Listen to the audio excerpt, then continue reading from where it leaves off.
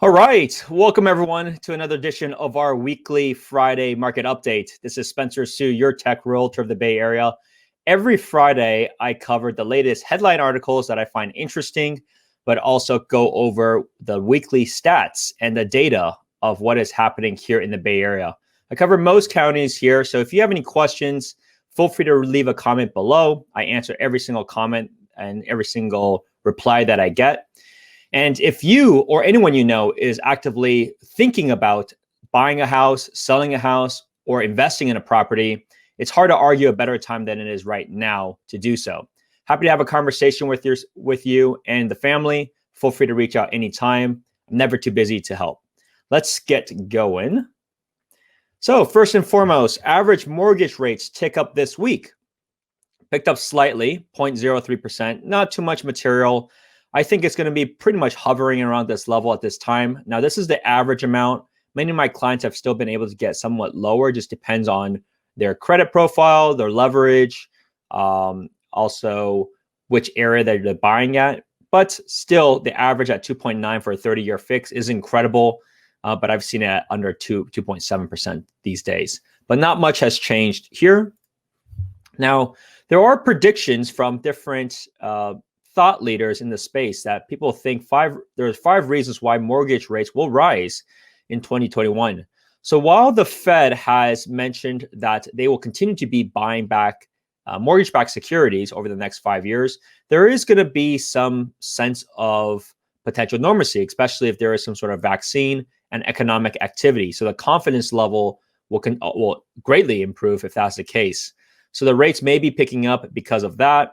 And there are other various factors related to possible government agencies playing a role too.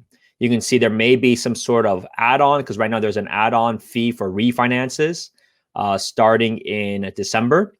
And there may be other factors as well, including like the debt of the government. So for it to be this low for an extended period, sure, it may be possible, just like it may be possible to go up. But just realize you're taking an advantage right now at an unprecedented time when it comes to interest rates. And this is not something that would fluctuate once you lock it in. So something to be aware of if you're really just trying to time it, and hence why a lot of people are making the right move and the smart moves to get into either home ownership or to trade up, locking in this 30-year fix. Now, in terms of the current market itself, as I have brought up for weeks now, housing market stays hot into fall, with mortgage applications up 6.8%. There has not been a slowdown. Generally, it is the spring is the busiest, then it's fall, then it's summer, then it's winter. But because things have been pushed back and a lot of the spring season wasn't what it was in the past, summer was really busy, and then fall continues to be the same way. I see it myself. I'm very active. I'm showing houses every single weekend, at least 7 to 8 different clients a week. Of showings, and clearly the interest is there, confidence is high, everything is just chugging along. And so listings have also picked up a little bit too, which is very beneficial for owners or potential buyers. However, just be aware, inventory levels are still very low. And even though inventory levels are a little bit higher, you just don't know when the property that you like will ever hit the market. So something to be aware of. In terms of homeowners equity gain, like, of course, when prices go up, owners are the big benefactors of this. So the ones that have been underwater even in the past, even if you bought a property in the last 6 months, you probably have gained in many places in the Bay Area 5 to 10%, depending on the type of property. So it's been incredible in terms of the increase and the strength of the local market. But something to be aware of when it comes to those thinking that, especially here in the Bay Area, thinking that there's properties that are underwater. There are going to be always some, but those are usually the rare cases, especially here in the Bay Area, given the price points are much higher to begin with. Generally, these are that are underwater are the ones typically that are leveraging like a really low down payment. So a lot of the cheaper areas in the US, if they could think about it, if they go like say 3% down on a $200,000 house, they have very little skin in the game. And so if things do drop there, then it's really difficult for them. But if they go 3% down here, they still have basically $20,000, $30,000, $40,000 into the house itself. And then it can only go to a certain price point too, right? So if you went over, let's say $1 million, you can't even go 3% down. You had to put a lot more skin in the game. Maybe it's 10% down or 15% down. And if you're going above 1.5 million as an example, then you need at least 20% down. So people have a lot of skin in the game. And so for someone to walk away from 20% of their capital in it, it has to be they have to be in really bad shape for them to not be able to try to weather that out because they're losing so much into it. So it's very important to understand what underwater means. The only way that would happen, so let's say you put 20% down and you're really underwater, the only way that happens if you put 20% down is it has to go down more than 20%, which is clearly very steep. So that's what that means here, especially in the Bay Area. Every market is a little bit different.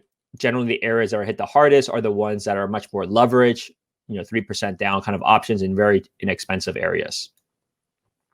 Home prices post record 2-month gain. So given the all-time lows in mortgage rates, prices have gone up across the country. This is not just the Bay Area. So it's not, oh, Bay Area is so crazy, what's going on? It's the whole country this is happening for. Across the board, whether it's a migration out of more expensive rental markets into not cheaper per se, but into home ownership, that's happening, or the flexibility of remote working, that's happening. So it's just a lot of activity for that reason, and it's not looking like that's going to be stopping anytime soon. Sales of existing homes surged to a 14-year high. It's as busy as ever for me personally, but it's also busy as ever for a lot of people. The real estate market, as I mentioned for many, many times, it's the COVID pandemic is not equally distributed. There are certainly a lot of people that are greatly affected, especially new grads, especially service workers, travel industry, even some banking institutions. But for a lot of other people, it's been maybe not better than ever, but it has been very positive, especially when you leverage the record low interest rates. So everybody's buying power has certainly increased by a significant amount. Given as how much has dropped, to give you an idea, the buying power of every individual has increased by about 15%, given the decline of the interest rate just from the last 6 months. So you can see the substantial impact that interest rates have to the affordability of homes, especially if they don't have to live in expensive areas. So very interesting to see this is happening across the board.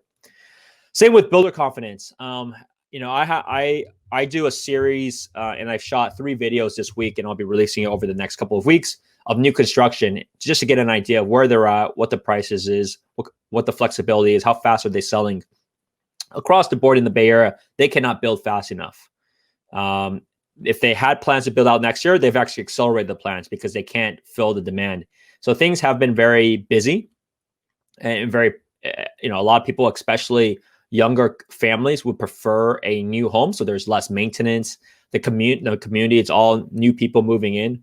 So it's generally the same kind of profile that they would be having. So generally younger crowds. So a lot of people really like that. It's obviously has some amenities inside. It's usually close to a lot of great amenities, like whether it's schools or commercial spaces. That's typically how new construction is built, given they're generally replacing like perhaps industrial space. But in general, builders are very bullish given the activity that's happening. So as you can see, 35-year high.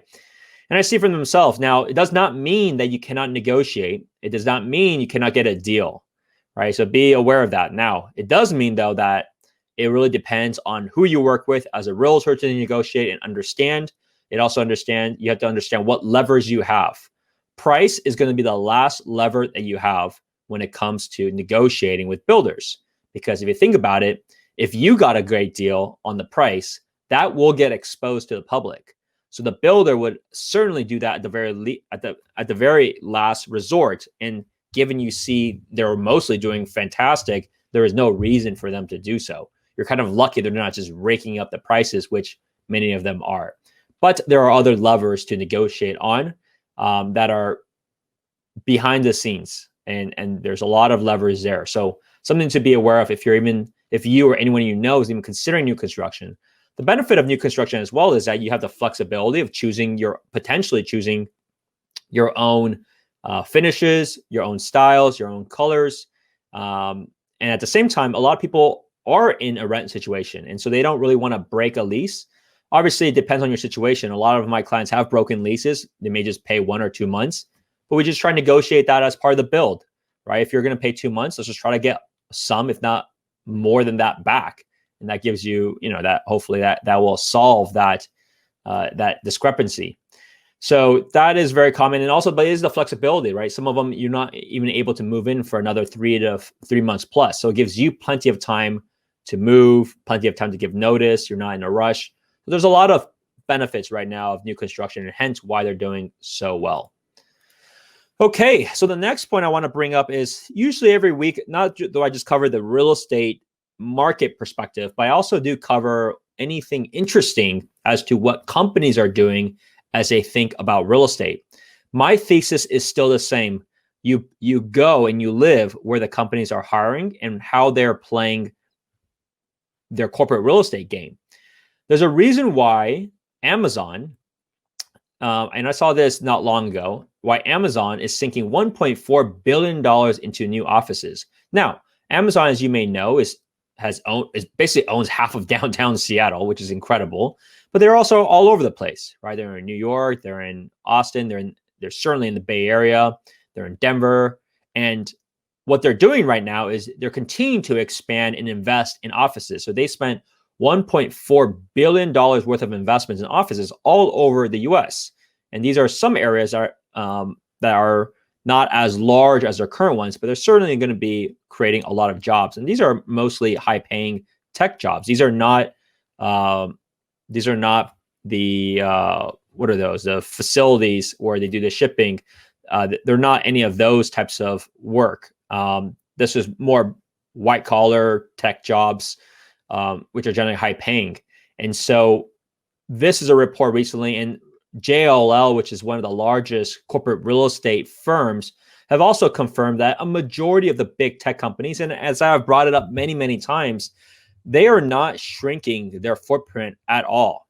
If anything, they're actually using this as an opportunity to expand, because if things are cheap right now, just like real estate interest rates are record low, why not secure it? I mean, these are long-term lease deals, right? They're 5 years, or it could be a 10-year lease deal. So why not take a huge discount, because they know how they want to plan the future, and how they feel like the culture will be in the future. So it's really interesting to see these large companies continue to do this. And so the biggest thing for them is it's not so much how people can work today. People have seen to get by with what they're doing, but it's about retention in the future. It's about culture. Do you actually honestly feel that you are as in touch with your coworkers as you were before? Like, you should think about that. And if you are, great. I'd love to hear, and leave it in the comments below too, like what things your company is doing to make it feel like you're all physically there. Now, sure, it's the convenience of not having to drive to work, but at the same time, right now, if you did drive to work, your commute is not the same as it was 6 months ago. So there are various different aspects that are different, that will change forever. But at the same time, the companies and their approach, they're still buying in the same areas, and they still are expanding in the same areas. So it's really interesting to see how some companies, especially the largest tech companies, are what they're doing with corporate real estate. And then for the smaller, medium-sized companies, you can see how they're reacting too. So really interesting to see. All right, so let's take a look at the data of the week. Let's make this a little bit larger. Okay, so let's look at new listings. So this is San Mateo County. San Mateo County, as of this week, new listings is a nice amount, 195. So very similar to what it was last week. The total contingent pending this week, 194. So it's absorbing still very quickly. As you can see, the turnover then is about a week in terms of how long homes are sitting on the market in San Mateo County. Now, what does that mean for prices? Prices, interesting enough, on the right chart, which is the latest one, this is the one on the left, is always what it was last week. You can see prices have dropped in September. It has dropped from a record high of August. So I suspect, given what I've seen, it should probably end, because we have about a few more days. It'll probably pick up slightly, but it will be lower than it is in August. So it's really beneficial. Now, obviously, it depends on the area. There's still not a lot of properties. So the good properties are pretty much selling at what they should be selling for, I don't see too many pops, or I don't see too many unexpected prices at this time. So this is something just to be aware of. Like, it should go with at about what things have sold for in the past of the last 3 months, maybe even a little bit lower. So something you should be aware of, at least in San Mateo County. Condos, townhomes, relatively flat, as you can see. If you look compared to about a year ago, still a little bit lower. Same thing. We made a bid recently on a townhome in Redwood Shores, and it went for about what it should have went for. Unfortunately, my client, we did our best. It was the highest they could have afforded, but they knew, like, hey, look, we lost because this is what it should have went for. So just something to be aware of, but relatively flat. So it's good for those people looking for a condo and townhome. Now, let's take a look at Santa Clara County. Santa Clara County, right? As you can see, good amount of new listings hit on the market, 444. Very, very positive signs. But look at the demand, 456. So there's even more contingent pending that there are even going on the market. So what does that mean for prices? Prices continue to increase, right? So September, all-time record highs. So we've hit all-time record highs for Santa Clara County. To give you an idea of comparison, because I did a listing appointment this week in South San Jose, and to give you an idea how this compares to 2018, 2018 was the highest over the last couple of years. And right now we're about 5 to 8% higher than it was during that time. So if you look at the trends, they actually dropped there in 2019, and then really end of 2019, early this year, it really picked up a lot. Hence, you can see the trajectory, right? January was actually the lowest of the last 2 years, and then it's picked up, a pretty sizable amount. It looks like about 15%, something like that. Looks like about 15%. So it gives you an idea of the what has happened with in the area. But Santa Clara County still very strong. Just depends on the property, but it's generally you should be expecting to pay a little bit above what the current market is given the trajectory. In terms of condos, it's actually been relatively flat, but it's still a slight increase. So, but I would say it's all case by case. There's a good amount of condos on the market. Some are still selling very quickly, especially townhomes, and some are staying on longer. Nothing wrong with the property per se, but just something to be aware of Santa Clara County. Contra Costa County. So this was one of the hottest markets given the lower price point and also larger homes. So it has cooled down a little bit, but it's still, it has cooled down actually much more, because initially when people were making the mad rush, it got really competitive, but it's still competitive, but it's a lot more doable. Now the average has dropped down to under $1 million for single family homes. You can see condos and townhomes. August was a really hot month, highest in recent times. And then now we kind of normalize. You can see it's about the same as it was in through the previous year. Alameda County continues to be very strong. I have several clients that are looking the East Bay as we speak. So the single family market is still competitive all over the East Bay in Alameda County. You can see prices have continued to increase. We have also hit record highs for Alameda County. Condos, townhomes have also increased over the months, given the price points are much lower. So you'll see some increases for condos and townhomes. Now, I will loop up like San Francisco and Marin County at the update next week, because I just did it last week. However, you're welcome to pull on the Google sheet that I have in the link, and you can see the data for yourself if you want to tune in to that. Well, thank you for tuning in to another edition of our weekly market updates. If you or anyone you know has any questions about the market or anything about or want to talk about your real estate journey, let's have a conversation. Never too busy to have a conversation with yourself or to be introduced for anyone that you know that might be actively considering. Have a good weekend, and I'll see you at the next one. Bye now. Thanks for making it to the very end of my YouTube video. If you like the content, please hit that subscribe button. Make sure you hit that little bell as well, since it'll give you notifications of when my next episode is. If you know of anyone that is considering to buy or sell a home here in the Bay Area, I'm never too busy to help more people. Always welcome to have a conversation, regardless if you're ready to go right now or if you wanted to buy 5 years later. Click on that calendar link, and then you'll be able to book an appointment with me, and love to have a conversation about your situation. In the meantime, I also do have a monthly newsletter, so feel free to hit that link below, and then you'll be able to get my updates, personal updates that I write once a month in terms of what is going on with the market and some of my latest activities. Hope to see you at the next one. Thank you.